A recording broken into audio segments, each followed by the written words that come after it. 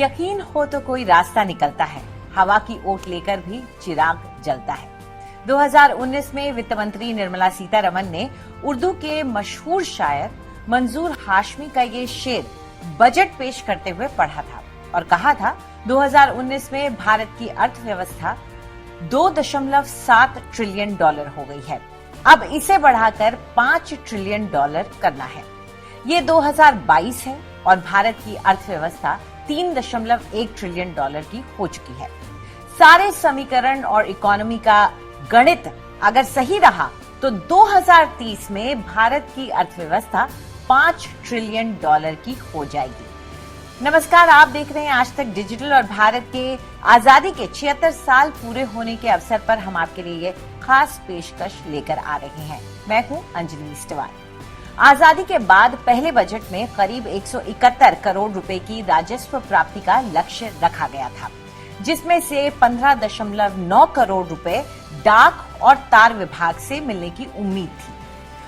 197 करोड़ रुपए के कुल बजट में 92.74 करोड़ रुपए रक्षा विभाग को दे दिए गए थे। देश में आर्थिक विकास का पहला दौर साल 1951 से माना जाता है, जब पहली पंचवर्षीय योजना की शुरुआत हुई थी। बीतते वक्त के साथ भारत की हर बजट की प्राथमिकता बदलती गई। 1991 और 92 में आर्थिक उदारीकरण की शुरुआत ने भारत का आर्थिक ताना बाना पूरी तरह से बदलकर रख दिया। आजाद भारत के इतिहास में इसे सबसे बड़ा आर्थिक बदलाव कहा जाता है। बजट में कई बड़े सुधारों की घोषणा की गई। इस बजट की सबसे बड़ी खूबी ये रही कि इसमें शॉर्ट टर्म के अलावा लॉन्ग टर्म ऑब्जेक्टिव्स को भी ध्यान में रखते हुए काम किया गया था। अगर हम आपको आर्थिक उदारीकरण की खास बातें बताएं तो उसमें निजीकरण सबसे पहले आता है। इसके अलावा दुनिया की कंपनियों के लिए भारत के बाजार को खोल दिया गया था। बैंकों पर आरबीआई का नियंत्रण जो था उसे कुछ कम किया गया। सेबी को स्वायत्तता मिली। लाइसेंस और परमिट राज की समाप्ति की गई।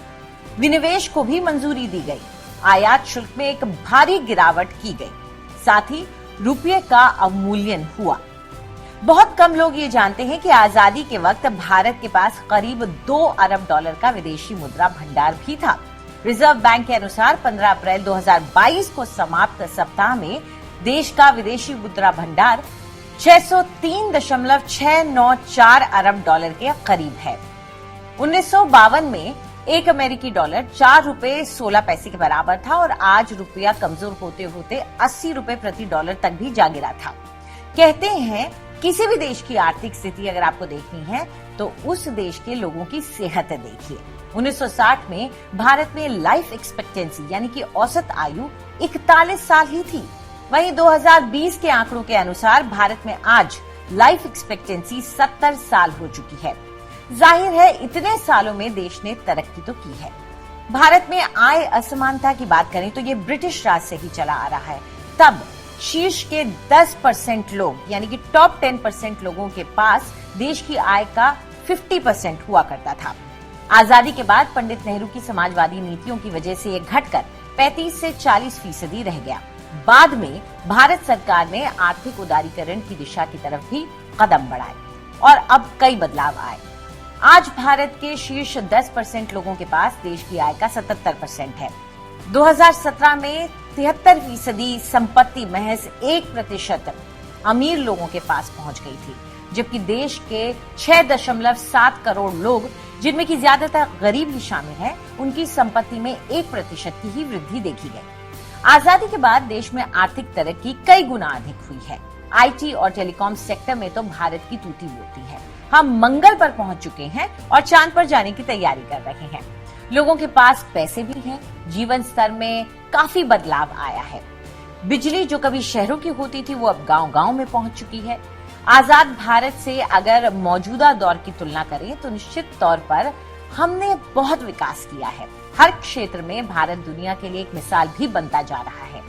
जानकारों का मानना है कि भारत के पास अपार संभावनाएं हैं और मुमकिन है कि आने वाले समय में यही भारत की सबसे बड़ी ताकत बनकर उभरेगी।